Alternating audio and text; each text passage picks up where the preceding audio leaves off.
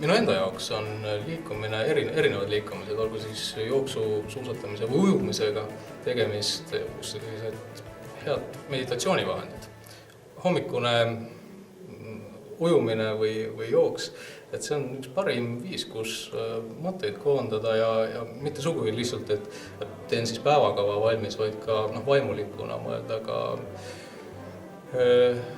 vaimulike asjade peale, palvetada, olla koos Jumalaga, et see on tõsine väljakutse mulle enda jaoks. Meie jaoks on see pigem lõpu- ja kvaliteetaeg meeskonnaga.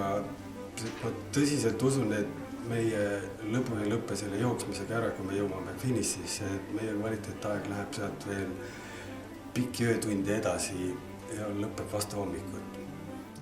Sellel öö jooksul ma jooksen poolmaratoni ja kutsun üles ka teisi inimesi, kes pole varem jooksnud, pole hilja.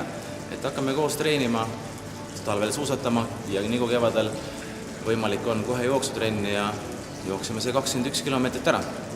Füsioteraapia ja terved eluviisid ja tervislik vorm ja hea vaimsus, see kõik on väga tihedalt seotud omavahel. Et ma ei kujutaks ette üldse oma elu, oma tööd ilma sellise hea füüsilise vormi ja hea vaimse heaolu. Miks ma jooksen? Mulle meeldib joosta. Joosta on hea. Peale jooksu on väga hea enesetunne, on rõõmus meel ja töövõime suureneb.